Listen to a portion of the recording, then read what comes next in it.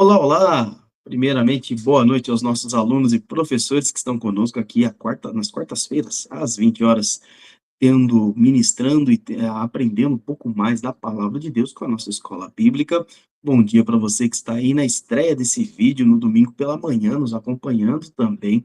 Quero convidar você que nos acompanha no canal, se ainda não é inscrito, se inscreva também. Se não deixou seu like, sua curtida, deixa aqui embaixo e continue acompanhando para as próximas programações, porque logo após a escola bíblica, alguns minutinhos depois, a gente começa a nossa celebração da manhã. Essa celebração especial, deixa eu ver, nesse domingo, como nós estamos na quarta-feira, domingo vai ser dia 9, este domingo, nós estaremos aí com o pastor Enoque Paz, né, ele que, é um dos nossos missionários e vai trazer um pouco mais também da mobilização missionária, do que Deus tem feito no nosso Brasil, na nossa nação. Então continue conosco aí acompanhando as demais programações também. Estamos caminhando para o fim das nossas lições nas cartas do apóstolo João. Semana passada nós terminamos o capítulo de número 5, terminamos o último capítulo da primeira carta. E esta segunda carta e a terceira, nós teremos uma aula para cada uma delas, tá?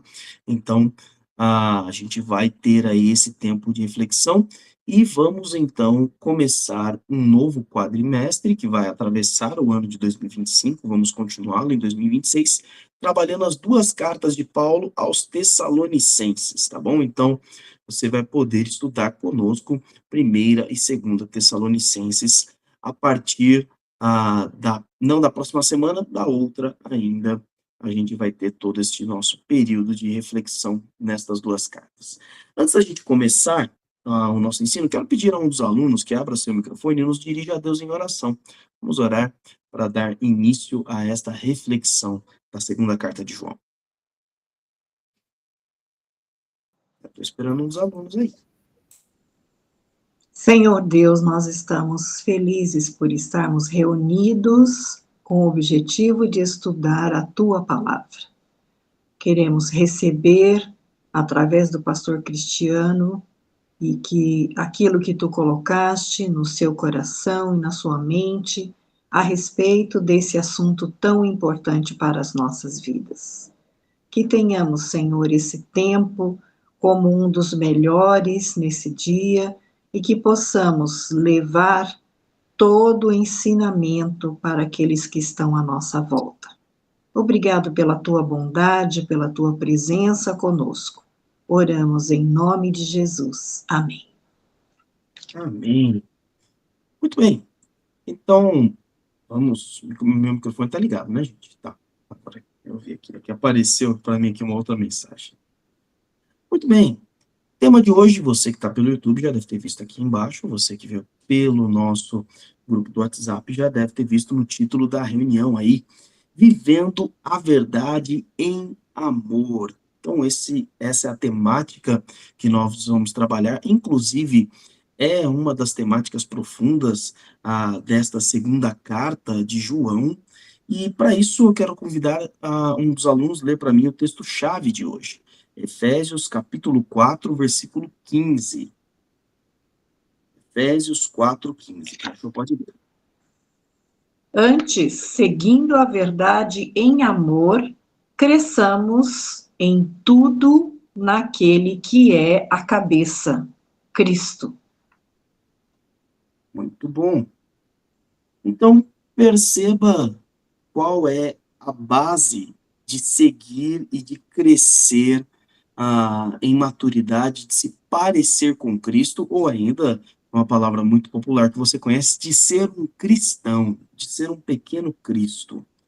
A gente segue a nossa vida em verdade e em amor, ou seguir a verdade e em amor. Isso vai gerando crescimento. Essa é a base da Igreja de Cristo. Hoje, inclusive, nós vamos observar a vida comunitária da igreja em torno da verdade e do amor.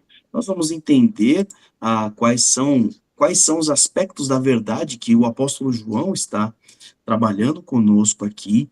entender como viver nesta verdade, como viver por meio desse amor e como viver tudo isso em meio à comunidade, ou seja, em meio à igreja de Cristo. Então, em tudo isso nós vamos trabalhar nesta noite aqui, você que está comigo aqui na quarta-feira e você que está comigo aí em algum outro dia ou horário da semana, tá bom? Deixe sua Bíblia aberta, na segunda carta de João, a gente vai sempre citar o versículo direto, quando só tem um capítulo, aí a gente não fala capítulo 1, versículo tal, a gente já fala direto o versículo, tá bom? Para isso, nós vamos começar a observar a saudação que João faz. Essa é uma carta muito curtinha, uma carta de 13 versículos, diferente da primeira carta. E a gente tem uma saudação inicial, já que ele está escrevendo uma carta, assim como você aprendeu na escola, fez, quem sabe, antigamente ali, eu escrevi algumas cartinhas quando era criança, pode ser que essa nova geração não tenha feito. Eu tô com a Ana Paula aqui, a Ana tá com menos de 30, não sei se ela chegou a fazer cartinha na escola ou de alguma outra forma. Pessoal ainda com menos de 20, eu acho até um pouco mais difícil, né? Mas tem uma estrutura básica. Então, ó, a Ana escreve aqui, fiz sim. Aí, tá vendo? Ana Paula, a gente tem aí uns 10 aninhos de diferença, Ana Paula e eu, e ainda assim ela pegou o tempo da cartinha. Leia para mim, João, 2 João, dos versículos de 1 a 3. 2 João, versículos de 1 a 3. O presbítero e a senhora eleita e aos seus filhos, que a quem amo na verdade. E não apenas eu amo, mas também todos os que conhecem a verdade, por causa da verdade que permanece em nós e estará conosco para sempre. A graça e a misericórdia e a paz da parte de Deus Pai e de Jesus Cristo, seu Filho, estarão convosco em verdade e em amor. Muito bem, João faz aqui uma saudação que nos dá algumas características para entendermos de quem e para quem é esta carta. Você vê que ele traz uma autonomeação diferente das demais, ele coloca o presbítero. Você não tem uma identificação clara de que é João que está escrevendo esta carta. Como é que a gente sabe que é João? Por comparar os estilos literários. Essa carta, infelizmente, a gente não consegue saber aonde ela foi escrita, quando ela foi escrita, e também a gente não consegue observar de uma maneira fácil por quem ela foi escrita, porque não tem aqui a expressão. A gente sabe que é do apóstolo João quando a gente compara a primeira carta. A gente compara pelo estilo literário. É mais ou menos como você escutar a voz de alguém por telefone. É uma pessoa que você já conhece há muito tempo e só ali no bom dia, no alô, você já sabe mais ou menos quem é.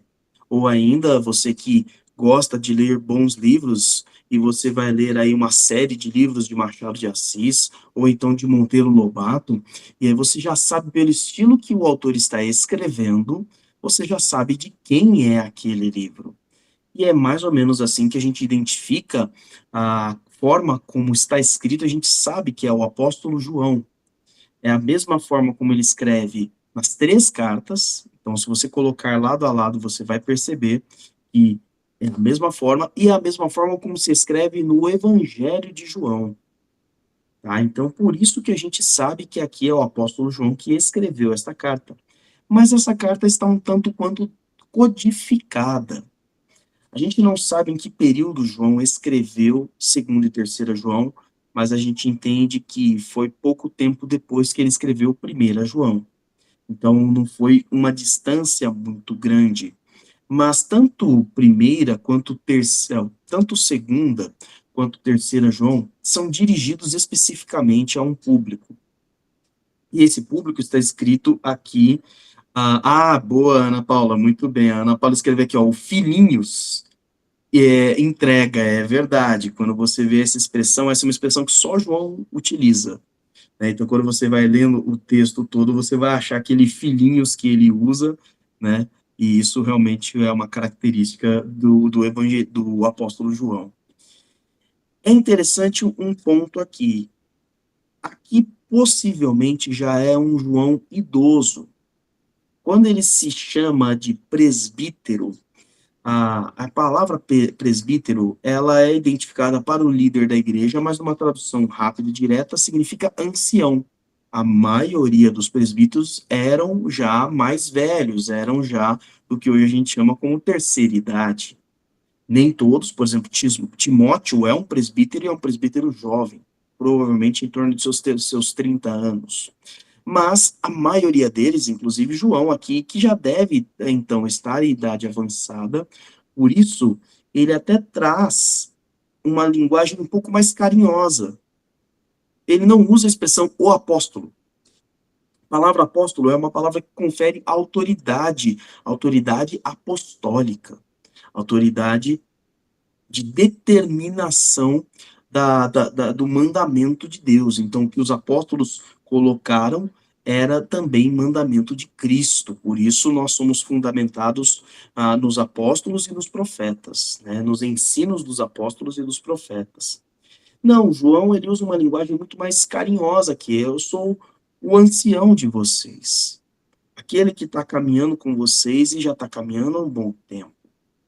E agora ele escreve a esta senhora eleita e a seus filhos. E quando ele fala sobre esta senhora eleita e sobre seus filhos, vem uma dúvida. Quem é esta senhora? Quem são esses filhos? Há duas linhas principais de interpretação. A mais fácil é que, de fato, é uma senhora, é uma mulher que é amiga de João, e que tem seus filhos e que mora ali na sua residência ou algo do tipo, né? Então a gente pode entender desta forma. Inclusive, a palavra senhora no grego é Kyria. Você conhece alguma mulher chamada Kyria? Eu nunca conheci nenhuma pessoalmente, mas eu já conhecia na televisão, eu já vi uma apresentadora que se chamava Kyria. E essa expressão Kyria é senhora, então teve um tempo até que alguns intérpretes da Bíblia davam um nome para essa mulher. Essa daqui é Kyria e aqui tem os filhos dela. Essa é uma linguagem. A segunda interpretação, que é a mais aceita, é a mais difundida, principalmente não só por conta da temática da carta, mas pelo final dela, tá? Que é o seguinte: esta senhora eleita é a igreja, uma igreja específica, não a igreja de uma maneira geral. Alguns vão observar e falar assim, aqui é uma carta geral para todas as igrejas, como é a carta de Pedro para as igrejas da Ásia, por exemplo, a carta de Tiago, ou até mesmo a carta de Paulo aos Gálatas.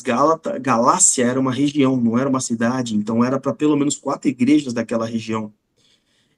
Então, aqui não, aqui dá a entender que é para uma igreja específica, a gente não sabe qual. A gente não sabe se é a igreja de Éfeso, ou se João está escrevendo em Éfeso, por exemplo. A gente não sabe se é a igreja em Roma, alguns afirmam que pode ter sido para a igreja em Roma. Por quê?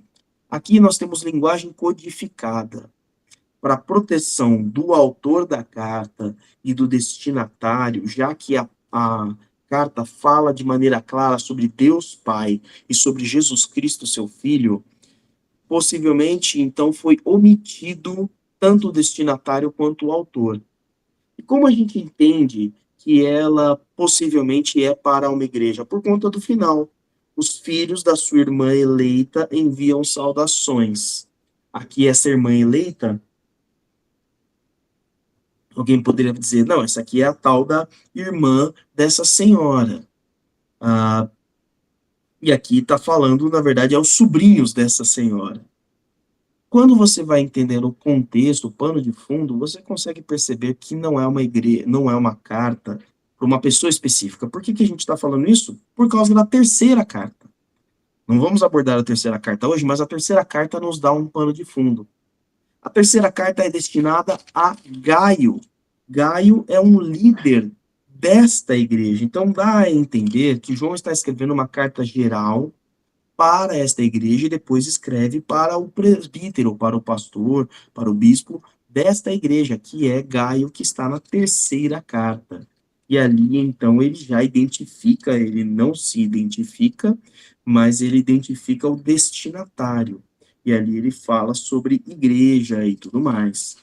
Então, porque era uma carta pessoal, não era uma carta para ser lida publicamente, né? A terceira carta. Essa segunda não, ela seria lido no meio das pessoas. Tá, uma vez que a gente entendeu, então, esta saudação, agora a gente vai começar a perceber os princípios dela, que tem a ver com o tema da nossa lição.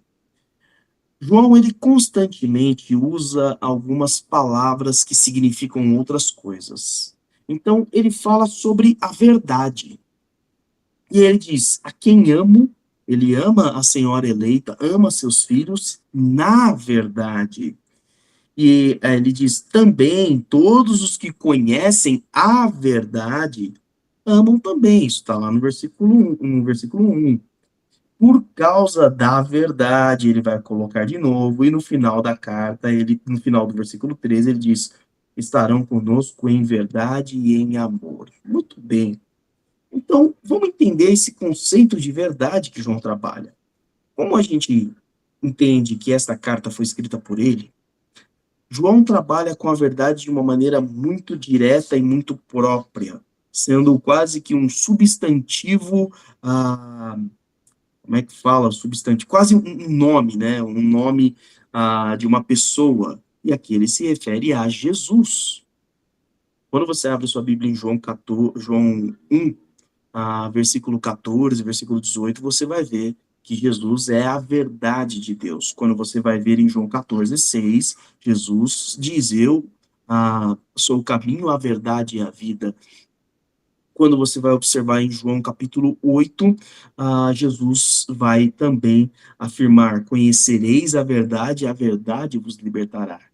E ele ainda continua dizendo: se vocês conhecerem o Filho de fato os fará verdadeiramente livres. Então, ele se identifica, o próprio Jesus se identifica com esse conceito sobre ele ser a verdade. Quando você vai para a primeira carta de João, ele também vai falar sobre esta verdade, sobre esta palavra como sendo Jesus. E agora, vamos pegar um pouquinho de gramática aqui na nossa aula. Ele diz: a quem amo na verdade. É uma preposição. Gente, cada palavrinha na Bíblia tem uma importância muito grande para a gente entender. E ele está dizendo: ele não ama de verdade. Eu até encontrei uma tradução que colocou a expressão de verdade. E aí eu fui dar uma checada nos textos gregos ali para saber. E de fato a preposição que ele usa é a preposição na, que é o em mais a. E essa preposição indica local ou tempo. Então, ele ama num tempo, num local, especificamente em algo ou alguém. Então, quando a gente substitui as palavras, aqui são 3 vezes que se usa a verdade no versículo 1 e 2, e nesses 3 ele está se referindo a Jesus, porque ele diz o seguinte, vamos trocar aqui: a quem eu amo em Jesus. E não apenas eu os amo, mas também todo o que conhece a Jesus. Por causa de Jesus, que permanece em nós e estará conosco para sempre. Então, aqui ele está dizendo, em primeiro lugar, que Jesus Cristo é a verdade que nos faz amar a igreja, que nos faz amar aos nossos irmãos. Ele é a base do nosso amor. Pastor, e no versículo 3, estarão conosco em verdade e em amor. Aqui a expressão em verdade aí não é se referindo a Jesus, já que ele já falou de Jesus no mesmo versículo, né? A graça, a misericórdia e a paz da parte de Deus, Pai, e de Jesus Cristo, seu Filho, estarão conosco em verdade, ou seja, sinceramente, verdadeiramente, honestamente e em amor. Então é importante a gente observar isso para ter um entendimento melhor. Outra expressão, Jesus não é a tradução que anda sozinha quando a gente fala sobre verdade, porque ele está falando também da verdade do evangelho. Então, a quem eu amo no evangelho, através do evangelho, a quem todos os amam porque conhecem o evangelho, que é a verdade de Deus, ou por causa do evangelho que permanece em nós, estará conosco para sempre. Então, esses dois conceitos, tá? Você pode ouvir essas duas interpretações sobre essa expressão verdade no versículo 1 e 2. Tanto a verdade do evangelho quanto o próprio Cristo, que é a verdade. A questão é o seguinte, que tanto este Cristo que habita em nós, através do Espírito Santo, quanto o evangelho pelo qual ele pregou, e ele é, de fato, a mensagem do evangelho, tudo isso resulta no amor. A primeira coisa que a gente tem que entender é isso. A verdade que habita em nós, o Cristo que habita em nós por meio do Espírito Santo, o evangelho da graça de Deus, dado e derramado por Jesus, tem que ter um único resultado: amor. E não é só de João, porque ele diz: não apenas eu, mas todos os que conhecem o evangelho. E aí vem uma pergunta de autorreflexão: como é que está o seu amor pelos seus irmãos? Porque Cristo habita em você. Porque você conhece o Evangelho. Porque você permanece no Evangelho. Esse é um reflexo que você tem que observar. Será que as minhas atitudes estão sendo atitudes de amor para os meus irmãos? E ó, deixa eu dizer uma coisa, antes de você balançar sua cabeça dizendo sim, antes de você fazer isso, não é você que tem que responder essa pergunta. São as pessoas às quais você tem amado ou deixado de amar. A avaliação é do outro, não é sua. Não é uma autoavaliação aqui, não. Então, chega os seus irmãos próximos aí, se você tem a alegria de ter irmãos em Cristo na tua casa, marido, esposa, filhos, avô, avó, mãe, tio, tia, parentes aí, começa conversando com eles. Eu tenho amado, você tem sentido que eu amo a você como Cristo coloca para eu te amar? Aí chega agora para um irmão seu da igreja, alguém que está um pouco mais, você não vê todos os dias da semana, está um pouco mais distante. Faz essa autoavaliação aí, aproveita quando os nossos alunos que estão aqui conosco na quarta-feira, todos aqui eu sei que tem alguém, um irmão em Cristo próximo, né? Um marido, uma esposa, um sobrinho, todo mundo que está participando da aula tem. Chega no final da aula, se eles estiverem acordados ainda, né? Chega no final da aula e pergunta: ah, eu tenho de fato demonstrado o amor de Jesus por você? E aí depois você chega no domingo e faz essa pergunta para um outro irmão, né, para uma outra pessoa. E uma das coisas interessantes que esta carta de João nos faz caminhar para é mostrar agora a vida em comunidade. Ele começa a orientar esta senhora eleita, esta igreja escolhida por Deus, nessa vida comunitária sobre verdade e amor. Então, leia para mim o versículo de número 4. 2 João, versículo 4.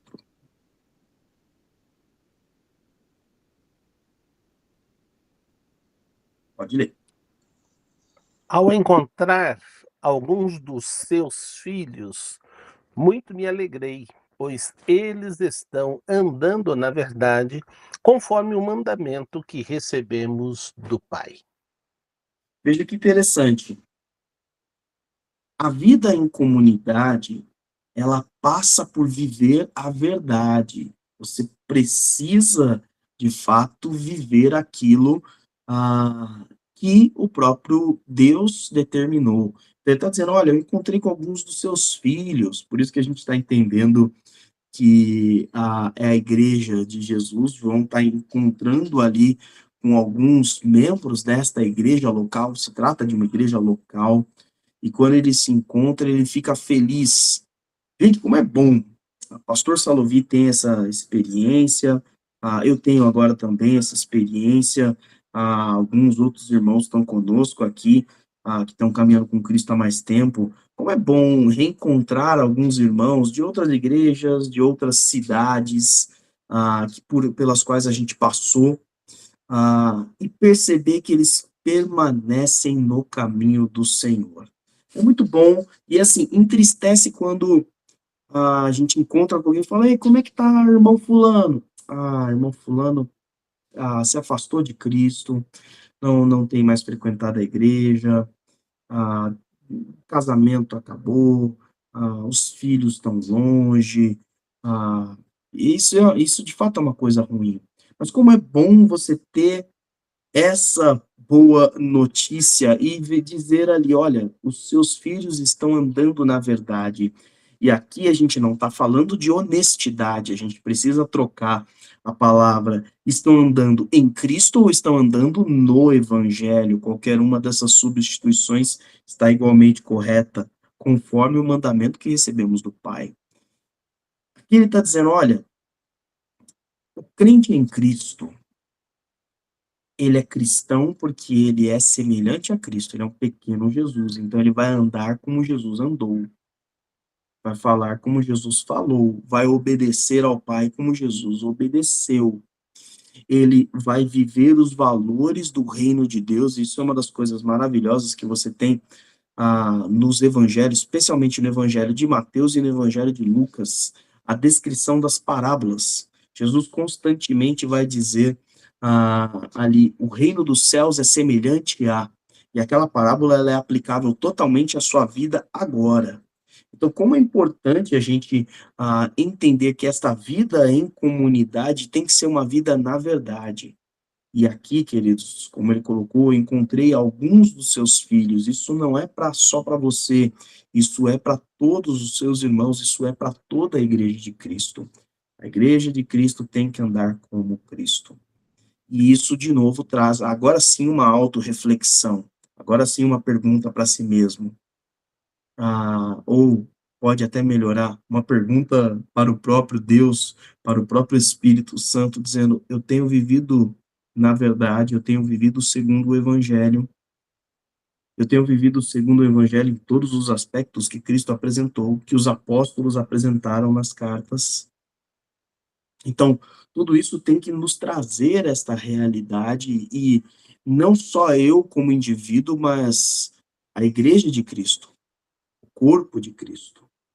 E para isso a gente já olha para os 2 próximos versículos, né, vamos entender isso, porque agora João ele vai aprofundando, e ele vai abrindo, expandindo um pouco mais do que é este viver na verdade, viver no evangelho. Leia para mim os versículos 5 e 6. 2 João, versículos 5 e 6. Pode ler.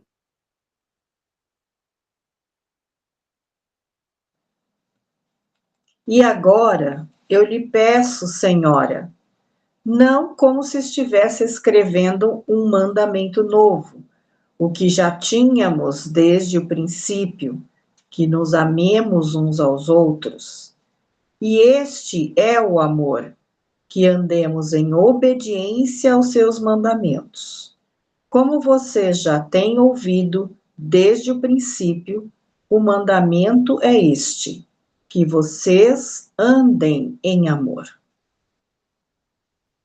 Muito bem, então, veja que interessante, esse viver na verdade, viver em Cristo, viver no evangelho, gera uma comunidade obediente. E esse é o princípio básico do que é o amor. Jesus vai dizer em João capítulo 14: "Quem me ama, guarda os meus mandamentos". E aqui ele está dizendo: "Agora peço a você, senhora, peço a você, igreja", não como se estivesse escrevendo algo novo. Isso aqui não é novo para vocês. Vocês já ouviram isso desde o começo, desde quando o evangelho chegou para vocês, vocês ouviram dessa forma. Uma vez que você entregou sua vida a Jesus Cristo, a continuidade dessa vida entregue a Cristo é uma vida, em primeiro lugar, de obediência, que é o versículo 6. Andemos em obediência aos seus mandamentos. E esse é um ponto fundamental que a gente tem que entender para uma vida comunitária de igreja. Vida de igreja é vida de obedecer a Cristo. É vida de conhecer os seus mandamentos e obedecer os seus mandamentos. Conheça e obedeça. Então, não é uma vida de ignorância, não é um local que você vai simplesmente se reunir, não é uma comunidade social, um clube ou algo do tipo.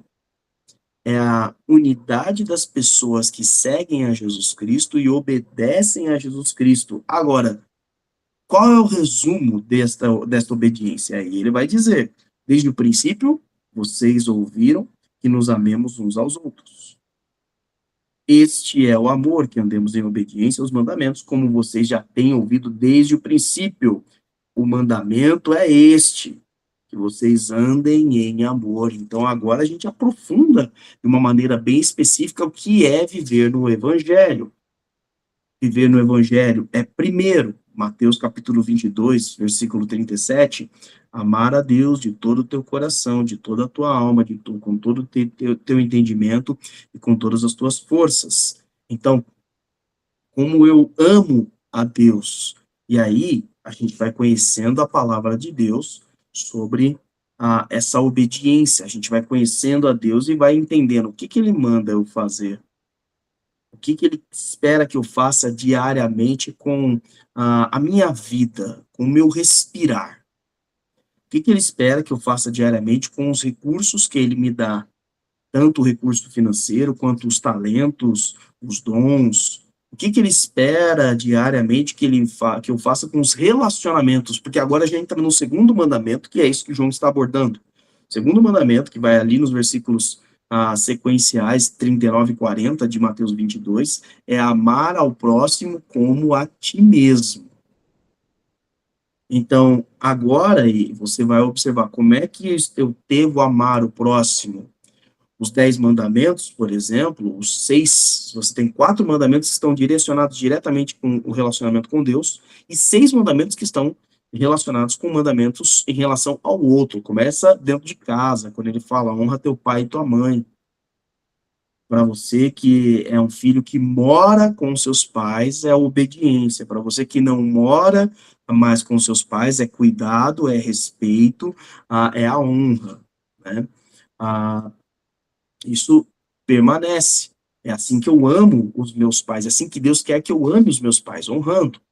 Agora, como ele quer que eu ame pessoas que não têm esse relacionamento afetivo comigo, né? A gente está falando aí de marido, esposa, filho, filha, pai e mãe. Vamos pegar aí, então, o seu irmão, que é da sua igreja, da sua comunidade.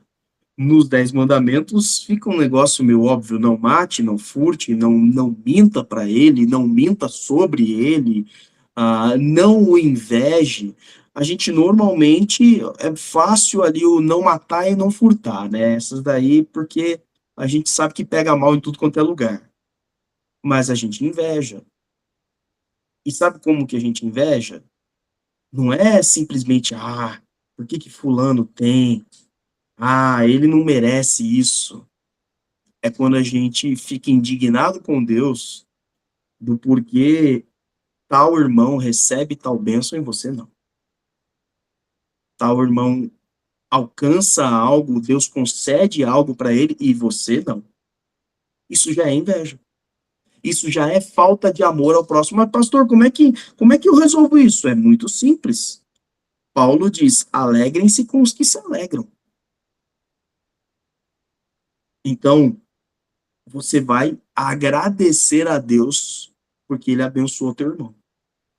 Assim como você agradeceria a Deus porque abençoou sua mãe, porque abençoou seus filhos. É a mesma proporção de amor. E ele ainda vai nos instruindo cada vez mais, por exemplo, como é que eu vivo o amor, que ele coloca o amor ao próximo, como é que eu vivo dentro da minha casa, com meu marido e com minha esposa. Aí a gente lê Efésios capítulo 5, Colossenses capítulo 3, 1 Pedro capítulo 3, tem aí o livro de Cânticos dos Cânticos também, o livro de Provérbios também. Como é que eu amo os meus filhos? Aqui são o meu próximo também, livro de Provérbios também, Efésios capítulo 6, Colossenses capítulo 3 também, tá ali, você pode observar cada um destes.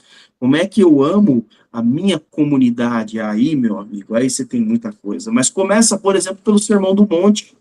Começa por Mateus capítulo 5 e vai lendo até o capítulo 6, especificamente a primeira metade do capítulo 7 também. Então, 5, 6 e 7. Ali você tem várias práticas do que é o amor ao próximo. Uma coisa que é fato, viver na verdade, tem que viver em Cristo, viver no Evangelho, tem que levar uma comunidade inteira a obedecer, a viver na obediência. E nesse último bloco aqui, que é um pouco mais extenso, a gente vai observar que viver em comunidade expulsa o engano, ou os enganos da nossa vida. Viver na verdade e em comunidade expulsa os enganos. Então, leia para mim agora, dos versículos de 7 a 11. 2 João, versículos de 7 a 11. Pode ler.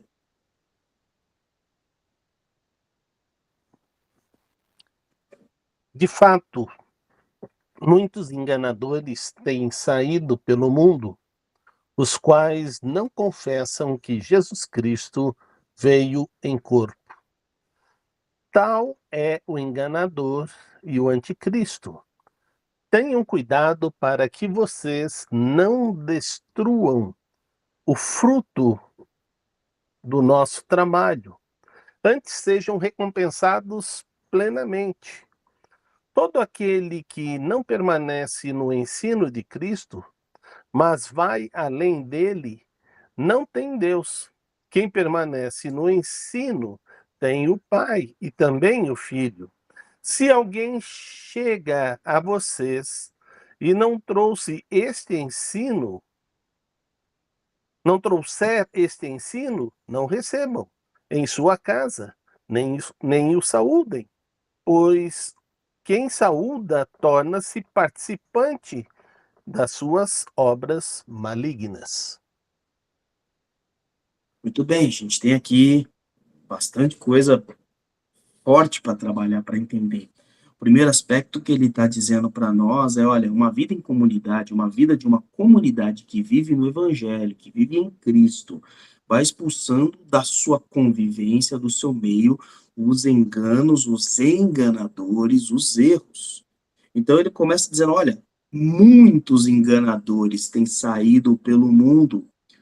E aí você vai observar, o próprio João vai falar sobre isso no capítulo 3 da sua primeira carta e no capítulo 4 também. Então ele tá revendo esse tema, revisitando esse tema, algo que, por exemplo, o apóstolo Pedro vai também falar em sua carta, na primeira carta de Pedro, na segunda também. O apóstolo Paulo vai falar também, tanto para Timóteo, quanto para a carta aos Efésios. O próprio Jesus vai falar sobre isso nas 7 igrejas ali, para pelo menos 3 ou 4 igrejas, das 7 igrejas, ele vai falar sobre pessoas que estão tentando desviar as igrejas do caminho de Jesus Cristo. Então, ele diz, olha, muitos têm saído pelo mundo. E aqui ele dá um engano específico, que é algo que estava acontecendo lá, uma corrente de ensino falso, que eram os gnósticos, do gnosticismo. E eles não confessavam que Jesus Cristo veio em corpo. Para eles, Jesus era um espírito. Existem ecos dessa falsa doutrina até hoje. E alguns vão dizer o contrário. Alguns vão dizer, não, Jesus existiu. Olha, ficou comprovado, já é historicamente comprovado, academicamente comprovado que Jesus existiu, tá, gente? Isso você pode ir nas universidades, em grupos acadêmicos sérios, ninguém debate que Jesus é um mito, Jesus não existiu. Agora, o que se tenta provar ao contrário é que ele não era divino, que ele não era o Cristo, que ele não era o Filho de Deus. Esse é outro engano, né? Não é o que João coloca aqui para nós, né? Mas perceba, tal enganador é o anticristo, é o contrário a Cristo. Todo aquele que não afirma que Jesus é o Cristo, que ele veio numa concepção virginal de Maria, que ele cresceu como um menino, cresceu, se tornou um homem, exerceu seu ministério cheio do Espírito Santo, durante 3 anos ali com seus discípulos e seus apóstolos, que ele morreu numa cruz e ao terceiro dia ressuscitou, e que ele está à direita do Pai nos céus, que ele é o Cordeiro assentado no trono. Todo aquele que não confessa deste evangelho em sua completude, ou seja, não assume que este é o Cristo, que este é Jesus, é um homem, uma pessoa contrária a Jesus, um anticristo. E aí ele vai dizer: tenham cuidado. E aí é uma coisa interessante, porque ele está dizendo: tenham cuidado para vocês não destruírem o fruto do nosso trabalho. Você é o trabalho de algum filho de Deus. Deus plantou através de um pregador, através de uma irmã em Cristo temente a Deus, que fez uma visita para você, através de uma mensagem que foi pintada, que foi ilustrada, que foi desenhada, através de uma professora ou um professor da escola bíblica dominical, através de um pregador de rua que estava passando e entregou um panfleto ou orou com você. Você é fruto de alguém. Você é resultado da ação de alguém. E esse resultado, esse fruto, ele vai germinando, ele vai crescendo, ele se torna uma árvore, né, como Jesus vai ilustrando de diversas formas, e vai gerando outros frutos. Então, aqui João está dizendo: você cair nesse tipo de engano, de entender que Jesus não é este Cristo que a palavra de Deus apresenta, é destruir o resultado do trabalho de muitos irmãos na sua vida. Diga, irmã Nilce. Quando o senhor estava citando lá, através de um congresso, através de conferências, né? Eu sou fruto de um Também, congresso. exatamente, fiquei me lembrando da sua Despertar, experiência. 1990, janeiro de 1995, o ex-goleiro do Atlético Mineiro, João Leite, pregando no Congresso Despertar. Foi lá que eu entreguei minha vida a Jesus. Eu tinha 8 anos, né? Obrigado por lembrar, mãe, meus. Tem muitos congressos por aí, né? Eu, filho de pastor, filho de professora de escola bíblica, de regente de coro infantil, eu já ouvi várias vezes os meus pais pregando o evangelho para mim. Várias vezes eu achava até na igreja que era um concurso de levantar a mão, gente. Criança, né? Quem ganhava, quem levantou mais a mão ganhava. Então, todo domingo eu aceitava Jesus, né? O pastor fazia apelo, meu pai fazia apelo, eu levantava a mão. Só que, em janeiro de 1995, eu entendi que não era um concurso de levantar a mão. E aí, quando o goleiro João Leite fez o apelo, convidou a salvação, eu fui lá com o meu pai no palco, entregando minha vida a Jesus Cristo, né? E é justamente isso que João está falando. Olha, uma vida que se vive no Evangelho, uma vida que se vive na comunidade de Cristo, é uma vida que sabe quem é o seu Senhor. Isso é uma coisa importante. Todo dia você precisa conhecer mais a Jesus através da palavra de Deus. Sabe uma coisa que eu ouvi uma vez de um pastor? E é verdade. Muita gente afirma: eu vou para a igreja para me alimentar. Eu vou para a igreja para comer. E a verdade é que a igreja é o lugar para você dar de comer. Quando a gente se reúne, é para você dar daquilo que você comeu durante toda a semana. Paulo faz essa analogia com a ceia. Ele chega ali em 1 Coríntios capítulo 11 e ele fala para eles: vocês não têm o que comer em casa, não? E ele está falando com o pessoal que tinha condição. A ceia é para você servir o outro. Você traz, porque a ceia lá não era só o suco de uva e o pão. A ceia era um jantar que tinha o suco de uva e o pão. E durante esse jantar, ou antes, durante ou depois desse jantar, parava-se e lembrava, olha, o pão está representando o corpo de Cristo, o suco ou o vinho estão representando o sangue de Cristo. Mas tinham outros elementos desse jantar. O pessoal comia junto. E ali era um jantar comunitário, em que as pessoas que tinham melhores recursos, tinham mais grana, traziam e repartiam com aqueles que não tinham nada. Tinham muitos escravos lá, que não tinham nada. E o pessoal chegava cedo, o pessoal que era livre, que tinha recurso, chegava cedo, comia tudo, e quando chegava o pessoal que era liberado depois do serviço, não tinha nada para comer. Igreja é o local que você vem para servir. É o local que você vem para dar de comer. Obviamente que você vai ser alimentado, porque se todo mundo vem para dar alimento, você que está vindo também, você vai ser alimentado. É natural. Se eu estou indo para alimentar pessoas, significa que as pessoas serão alimentadas, só que eu mutuamente serei alimentado.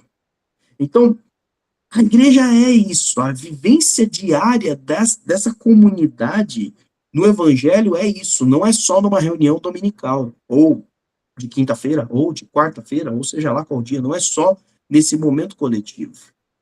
E agora ele vai dizer algo aqui mais forte no versículo 9 e no versículo 10. Olha, todo aquele que não permanece no ensino de Cristo, todo aquele que não permanece no evangelho de Cristo, nessa verdade, e vai além dele. E esse além dele é colocar coisas que Deus não colocou. Vou dar um exemplo. Lá em Gálatas, capítulo 5 não, perdão. No livro todo, no evangelho todo, na carta toda de Gálatas, Paulo vai combatendo os judaizantes daquela época. Gálatas é uma das primeiras cartas escritas, ela provavelmente é posterior ao capítulo 15 de Atos. Então, devem ter sido escritas exatamente nesse período a carta de Tiago e a carta de Paulo aos Gálatas. Provavelmente ali entre o capítulo 15 e 16 do livro de Atos. E Paulo está combatendo os judaizantes, como Atos 15 combateu, dizendo, olha, além de Cristo, você precisa se circuncidar. Você precisa seguir as regras alimentares do povo judeu. Você precisa seguir essa legislação ritual do Antigo Testamento, que tem os sacrifícios, você tem que seguir, você tem que ser um judeu cristão. E Paulo está dizendo, não, o evangelho, a restauração, a salvação é só em Cristo. Então não vá além de Cristo, é isso que ele está dizendo. Não vá além do que Cristo ensinou, não inventa moda. E como tem igreja que inventa moda. E aqui ele dá uma verdade muito chocante, o apóstolo João. Todo aquele que vai além daquilo que Cristo ensinou não tem Deus. E ir além é isso. Se a obra de salvação de Jesus não depende só de Jesus, você está indo além. E aí você não tem Deus, porque você não tem a Cristo, você não tem salvação. Você está colocando Cristo e algo mais. E é só Cristo. Por isso que João está sendo muito enfático. Agora ele diz, quem permanece no ensino de Jesus tem o Pai e tem o Filho. E esse é um aspecto interessante, porque o que ele está nos dizendo? Aquele que obedece, não obedece para permanecer. Ou seja, se eu não obedecer, não serei salvo. Aí você está colocando. É Jesus mais a minha obediência. Tá entendendo como você está anulando o sacrifício de Jesus? É isso mais isso. O que João está nos ensinando é aquele que pertence a Cristo, vive o evangelho de Cristo, porque pertence a ele.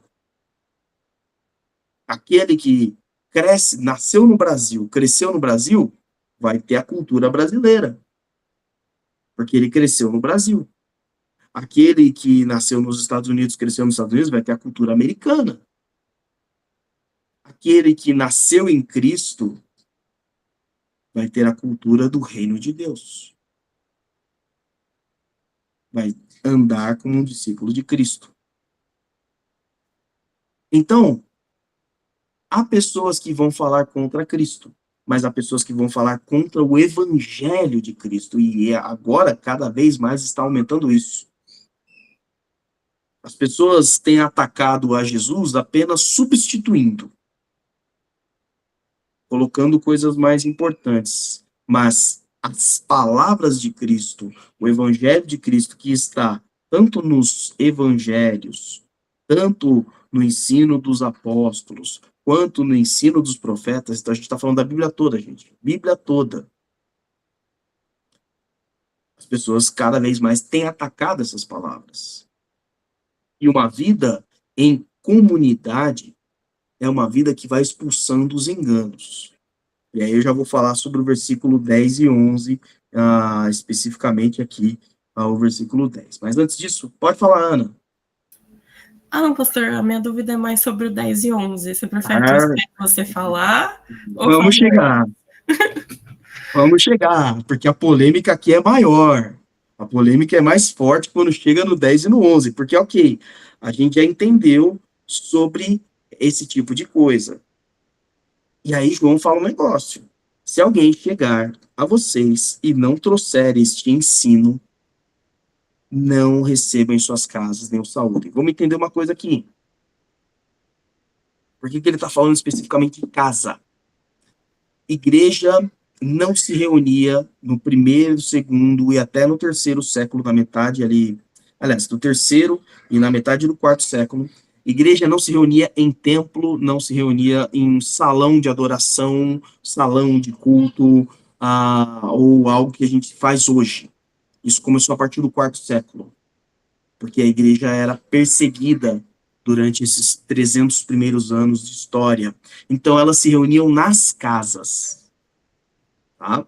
Por isso que ele está falando, não recebam em casa. A igreja era vivida de casa em casa. Você lembra de Atos capítulo 2, versículos de 42 a 47?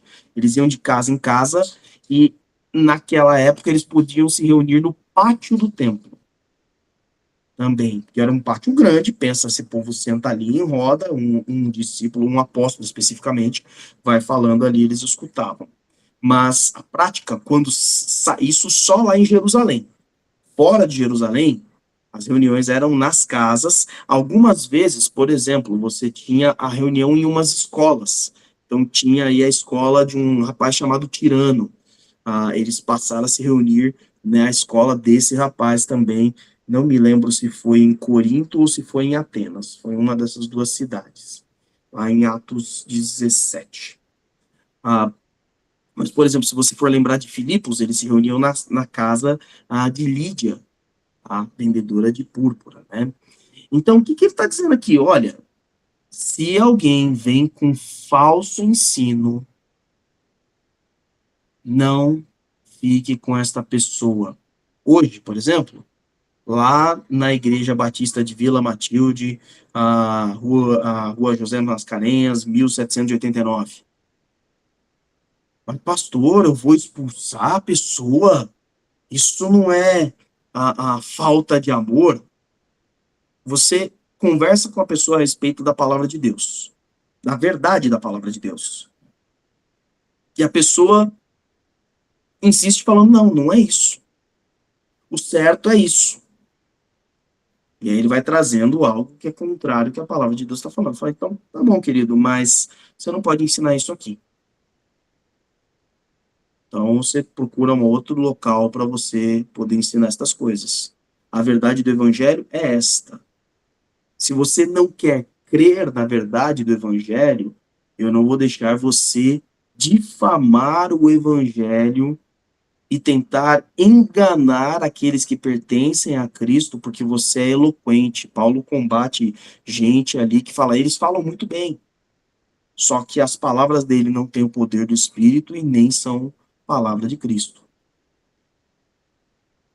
Aí, vamos trazer para sua casa, para sua residência, não tenha contato com gente que ensina dessa forma. Pastor, mas eu não recebo gente assim. Recebe no celular. As pessoas não entram mais dentro da tua casa como era. Se alguém queria bater um papo com alguém, tinha que ir em casa, certo? Hoje em dia não precisa. Entra através do YouTube. Entra através das redes sociais. Pastor, mas o que eu faço? Primeira coisa, querido, conheça a nota verdadeira.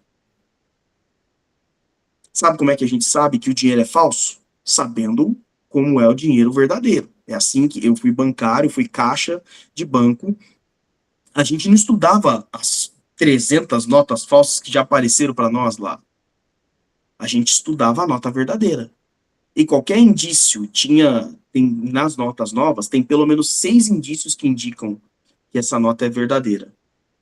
Se um indício só desses estiver errado, a nota é falsa. Então, primeira coisa, estude e conheça a palavra, estude e conheça o evangelho para saber qual é o verdadeiro. Segunda coisa, pode utilizar, eu utilizo muito conteúdo de pregadores da internet, muitos bons pregadores, bons professores, pastor Luiz Saião, pastor Jonas Madureira, pastor Ricardo Aracaki, pastor Iago Martins, entre vários outros, que a gente vai acompanhando, tem vários outros que eu acompanho. E em todos estes, eu vou confrontando com a verdade do evangelho. Também não vai ser vaquinha de presépio, balançando a cabeça para tudo que o outro está falando. Você vai sempre contrabalanceando com a verdade do evangelho. E você vai entendendo, ok, isso daqui, até nós temos um entendimento diferente desse versículo do outro, mas Cristo é o Senhor. O que ele está pregando aqui, Jesus é o Cristo. Jesus é o centro da salvação. Então, até aqui tudo bem. A gente pode ter uma divergência de um texto ou de outro, de interpretação, de uma doutrina ou outra, mas nós não negamos que Jesus é o Cristo, nós não negamos que a salvação vem somente por ele, que esse é o verdadeiro evangelho. Agora, quando as pessoas começam a tirar isso, né, aí é perigoso. Deixa eu ler aqui o comentário Peraí. Eles deveriam facilitar o recurso para mim aqui, ele não aparece com facilidade o chat. Eu perguntei que hoje a gente tem essa facilidade de conhecer as pessoas previamente, assim, pelo que elas mostram, né, nas redes sociais, ou pregou em algum lugar, tem lá o vídeo no YouTube, etc. Mas e naquela época, como que funcionava isso? Porque eles só iam conhecer quando a pessoa já estava lá, era tipo indicação. Muito bom, muito bom. Nós temos 2 sentidos aqui. O primeiro, vamos começar com naquela época. Naquela época, esse contato direto, né? Então, pessoas que você convidava para sua casa para que você pudesse pregar o evangelho. E aí aquela pessoa poderia não só não concordar, como querer ensinar aquilo que ela cria. Então, relacionamento de amigos, sabe? De vizinhos, esse tipo de coisa. Agora, existe a outra parte que era por indicações. Gente que se dizia mestre, não está muito diferente de hoje, não, né? Gente que se diz profeta, gente que se diz mestre, gente que se diz apóstolo e que se diz pregador. Se vocês observarem as cartas, você tem cartas de recomendação. Então, você tem a carta aos Colossenses. Você sabia que não foi Paulo que plantou a igreja de Colossos? Foi um cara chamado Epáfras. A quem Paulo alcançou. Paulo pregou o evangelho para esse cara, e a igreja de Colossos, ela surgiu pela pregação de Epáfras nessa cidade. E Paulo escreve uma carta, de acordo com... Epáfras vai lá falar com Paulo, lá em Roma, do que está acontecendo, e Paulo, então, escutando tudo, escreve aquela carta e manda através de Epáfras e recomenda Epáfras. Mas tem uma carta melhor para você ver essa dinâmica. Romanos, capítulo 16. Recomendo-os a irmã Febe. Então, todas essas, recomendo ele, recomendo ela. Timóteo recebe carta de recomendação, porque ele vai lá, por exemplo, pastorear Éfeso. Os discípulos, quando estavam, pensa ali naquele concílio, o primeiro concílio que existe é o de Atos, capítulo 15. Eles escrevem uma carta para a igreja em Antioquia e para as demais igrejas gentílicas que estavam aparecendo, e eles mandam através de Barnabé e Paulo esta carta, recomendando Barnabé e Paulo e ainda dando as instruções. Então, nesses 2 cenários, Ana, e demais aí que estão conosco, como que eles sabiam? Bom, essa dinâmica poderia acontecer de uma conversa de vizinhos com vizinhos, por exemplo, de falsos profetas e apóstolos, isso acontece em Atos 8, com Elimas, o mágico, né? Isso acontece lá. E também com as cartas de recomendações de fato entre os apóstolos. E Paulo faz, inclusive, questão de assinar suas cartas. Ele, em uma das cartas, diz: é assim que eu escrevo em todas as minhas cartas, essa é minha letra, essa é minha assinatura. Porque podiam também ter cartas falsas. Tá? Então, para a gente ver que não é de agora que as pessoas tentam enganar. E Paulo escreve justamente sobre isso. Então, gente, se a pessoa está ensinando contrário à palavra de Deus, expulsa da sua vida. Desinscreve daquele canal. Fala: olha, meu objetivo é que você conheça Cristo, mas você não quer crer em Cristo. Você quer crer no seu evangelho, não no de Cristo. Então não tem por que a gente continuar andando junto. Como Jesus ensinou diante de algumas cidades que não receberam os apóstolos, os discípulos, ele fala sobre Betsaida, ele fala sobre Corazim, sacode o pó da sandália e vai para o próximo. Mas como a gente está falando de digital, redes sociais, simplesmente não, você não vai ter da minha atenção mais, você não vai ter dos meus ouvidos, dos meus olhos. Eu não vou aprender da Bíblia contigo.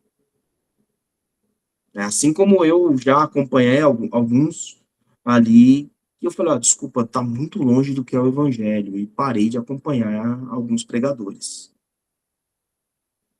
Então, a gente tem muitos pretensos evangelhos, falsos evangelhos hoje. Ele é radical nisso daí. Diga aí, Ana. Desculpa, tá sendo um pouco intrometida hoje. Não, é a hora pra gente esclarecer dúvida, mulher. Eu acho muito legal essa parte, assim, do texto, porque, trazendo para os nossos dias atuais, a gente está num momento de muita polarização, assim, um ódio, a galera tá num ódio, cancelamento, muita dificuldade de escutar o outro, né, e de lidar com opiniões que sejam diferentes da nossa. No que eu entendi do que você estava falando, meio que já existia uma relação de ter ouvido um ao outro, ter tido uma troca, e essa troca não ir para lugar nenhum, e a pessoa continuar afirmando em verdade sobre a palavra de Deus, digamos assim. Seria nesse contexto, né? Porque é muito fácil também a gente, um pregador que a gente não conhece, que a gente não tem relação, que só viu na internet, é fácil, eu não vou escutar mais, não vou trazer mais para dentro de casa, não vou acessar o conteúdo dele, ok. Mas quando isso tá perto, né? É um familiar, é um amigo próximo, como que a gente lida com esse tipo de situação? Perfeito. Então, aqui a Ana traz um ponto interessante. Como obedecer a Cristo? Porque o que João fala no começo da carta? Vocês têm que amar. Quando é um pregador distante, seja pela internet, seja alguém que vai ali na Vila Matilde e começa a pregar um falso evangelho, aí o pastor está lá para isso, é por isso que ele tem cajado e tem a vara, né, para defender as ovelhas, mas não se preocupe, não vou bater em ninguém, não, isso é simbólico, tá? Mas justamente para falar: não, você aqui não é profeta, você aqui não é pregador, você aqui não é pastor, você não vai pregar aqui nessa comunidade de fé, não. Mas como fazer isso quando estou tratando de um irmão em Cristo, quando eu estou tratando de um pai, de uma mãe, né? Porque a Ana trouxe uma realidade boa da atualidade, que é a polarização, de pessoas confundindo política com evangelho, de pessoas pregando falso evangelho, de dizer: se assumirmos o poder, seja de qual lado você gosta, se identifica, se assumirmos o poder, Cristo se torna o Senhor dessa nação. E não é esse o verdadeiro evangelho. Cristo é Senhor daquele que se entrega a Ele. Não é por meio de força, não é por força ou por violência, mas pelo Espírito de Deus. Você continua amando. você só não vai, de fato, mais dar ouvidos. Ali você, literalmente, você fecha os ouvidos para qualquer coisa que venha na boca daquela pessoa. Não tô falando de ser infantil, né? Fazer isso aqui. Falou assim, não, daqui não vai sair nada que vai edificar, abençoar, porque ele não tem a Cristo. Na verdade, a essa pessoa, você continua só pregando o evangelho. É teu parente, você vai continuar convivendo. Vai continuar Mas demonstrando o esse amor de versículo Cristo. 11, ele funciona ele é aplicado para esse contexto também, de não dar nenhum tipo de apoio? Aqui, o que ele está falando é, principalmente, e isso é importante, porque, ó, pois quem saúda torna-se participante das suas obras malignas. Aqui, qual que era o contexto da época, tá? Um pouquinho diferente do contexto de hoje em alguns ambientes. Contexto da época, tá andando junto com fulano, tá pregando a mensagem de fulano. Sabe tirar foto com um político? Tirou foto junto com um político, é porque você é simpatizante daquele partido ou daquela linha daquele político. E, na verdade, o político era, às vezes, o seu primo. Você só tá tirando foto porque é da família mesmo. Ou então, vamos pegar pro futebol, o palmeirense que tirou a foto com um jogador do Corinthians. E virou a casaca. Né? Então, o contexto de saudação naquela época era justamente esse. Você está andando com essa pessoa está indo na sua casa, é porque você compactua com aquilo. E qual que é o problema? Pense você sendo um líder na igreja, um líder de autoridade de influência. Se ele viu você andando junto, quer dizer que você apoia o que ele prega. Essa era a realidade daquela época. Hoje, às vezes, por isso que a gente evita, por exemplo, eu não quero ser confundido com nenhum dos lados da política, então eu que não vou tirar foto com político. É um exemplo. Aqui, ele não vai impedir que você, ele não está dizendo para você não amar a pessoa. Ele está dizendo para você não desenvolver o pensamento daquela pessoa, não dá trela, entendeu? Então, você vai continuar amando. É, de fato, queridos, um negócio muito delicado, tá? É, de fato, um negócio muito delicado. Mas pode ficar tranquilo, por exemplo, é teu pai, é tua mãe, é teu irmão, é teu primo, é teu parente, fica na paz que ninguém vai pensar assim, porque tá recebendo o pai em casa e o pai prega isso, o pai crê nisso, a pessoa... Não, é filho. É filho. Aqui Paulo está trazendo uma situação muito mais... Paulo não, perdão, gente, João. Está trazendo uma situação muito mais severa, que era aquele que recebia na casa compactuava com aquilo que estava sendo ensinado. Porque a igreja ia naquela casa, ou naquelas casas. Então, é mais nesse sentido. A terceira carta de João, ela é mais forte, tá? Com relação a isso. Aí ele fala de algumas coisas específicas dele, dá nomes aos bois, inclusive. Mas eu quero citar um texto aqui, que é o de Efésios. A gente leu o versículo 15. Eu quero ler para vocês Efésios, capítulo 4, dos versículos de 11 a 15. Diz assim: ele designou alguns para apóstolos, outros para profetas, outros para evangelistas e outros para pastores e mestres, com o fim de preparar os santos para a obra do ministério, para que o corpo de Cristo seja edificado, até que todos alcancemos a unidade da fé e do conhecimento do Filho de Deus e cheguemos à maturidade, atingindo a medida da plenitude de Cristo.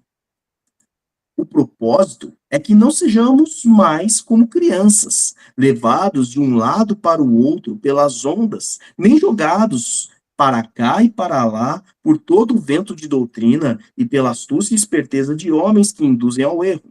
Antes, seguindo a verdade em amor, cresçamos em tudo naquele que é a cabeça, Cristo. Por que que a gente precisa viver em comunidade? Porque foi na comunidade que Deus deu os dons que vão formar. Aqui ele coloca o ministério da palavra: apóstolo, profeta, evangelista, pastor e mestre. O apóstolo, hoje, Ele não tem a autoridade apostólica que tinham os 12. O que é o apóstolo aqui? O apóstolo é aquele que é missional. Ele, hoje, se a gente fosse colocar o nome, seria missionário. É aquele que faz a igreja apontar, olhar para o além das suas fronteiras, né? As próximas cidades, os próximos estados, os próximos países, né? Aí você tem o profeta não é na autoridade dos profetas do Antigo Testamento, mas é aquele que anuncia a palavra de Deus já revelada e a importância de permanecer nela. Aí nós temos o evangelista, que faz a igreja olhar para próximo, mas para fora de suas paredes. Você tem o pastor, que faz os irmãos olharem para o lado, para o seu irmão, para o cuidar do outro. E você tem o mestre, que faz os irmãos olharem para o alto, fazem olhar para cima. Qual é o fim, qual é o propósito da Igreja de Cristo e deste ministério da palavra? Preparar o corpo de Cristo para o seu crescimento, para a unidade da fé, para conhecer mais o Filho de Deus, para chegar à maturidade, que é ser cada vez mais como Cristo. Para que isso? Para que a gente não seja levado por ondas de doutrinas, de cá para lá, de homens espertos que querem nos fazer errar. Então é por isso que a gente está aqui, inclusive, investindo esse tempo nessa escola bíblica, por isso que nós tiramos as nossas dúvidas, por isso que fazemos perguntas, inclusive você que está aí pelo YouTube, põe nos comentários aqui, tá? A gente ou esclarece nos próprios comentários ou na aula seguinte. E encerrando, vamos encerrar a leitura dessa carta. Leia para mim os versículos 12 e 13. 2 João, versículos 12 e 13. Quem achou aí já pode ler. Fala, irmã Milce, você mesmo. Tenho muito que lhes escrever, mas não é meu propósito fazê-lo com papel e tinta. Em vez disso, espero visitá-los e falar com vocês face a face, para que a nossa alegria seja completa. Os filhos da sua irmã eleita lhe enviam saudações. Até no encerramento, a palavra de Deus nos ensina, o encerramento de uma carta, a palavra de Deus nos ensina de uma maneira poderosa. João aqui, ele não está ainda exilado na ilha de Patmos, então ele planeja visitar esta igreja, igreja que provavelmente já houve um convívio constante com eles, e aí falou, olha, tem mais orientações que eu preciso dar para vocês, mas eu não vou fazer isso por carta, não.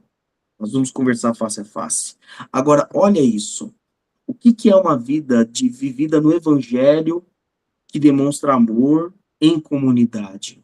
Espero falar com vocês face a face para que a nossa alegria seja completa. Isso é uma coisa importante, querido. Nós estamos falando de vida comunitária, de vida em igreja. Você tem buscado uma alegria completa na vida com os seus irmãos? Ah, pastor, tem uns irmãos que não me alegram, não. Eu não queria estar, não, porque essa comunidade não me alegra, não. Eu, inclusive, me afastei de comunidade de igreja, porque não me alegra, não. Lembra do que eu falei? Se alimentar em casa. A alegria, queridos, não vai estar no serviço do outro a você, na demonstração de amor do outro para você. A alegria tem que se manifestar no seu serviço ao outro, no seu amor para com o outro. Já pensou se Dona Emilce, que é essa senhora bonita com esta flor amarela, que flor é essa, irmã Emilce? Mini Margarida. Com essas lindas mini margaridas, já pensou se essa senhora, que é inclusive minha mãe, se ela esperasse de mim o retorno, não estou muito feliz com o Cristiano já tem 3 anos de vida já, e não corresponde o meu amor. Mas levou muito tempo para o Cristiano corresponder e gerar alegrias para a vida da Dona Emilce. Mas a Dona Emilce não se alegrava porque o Cristiano respondia positivamente ou não. Olha, Ela amamentava o Cristiano ainda dava um tapa na cara dela. Ei, Cristiano. O Cristiano, ela ia trocar o Cristiano de fralda, o Cristiano fugia. Não deixava ela trocar a fralda. Ei, Cristiano. A alegria dela estava em amar o Cristiano. Em servir. João queria estar com a sua comunidade de fé, com seus irmãos em Cristo, para ter uma alegria completa em Cristo, ver o que Cristo estava fazendo e o que ele mais poderia fazer sendo instrumento de Cristo lá. E uma coisa interessante está o finalzinho aqui. Os filhos da sua irmã eleita enviam saudações. Como é bom, como é belo a gente entender que a igreja de Cristo está espalhada na face da terra. E que a igreja de Cristo ama a sua igreja mutuamente.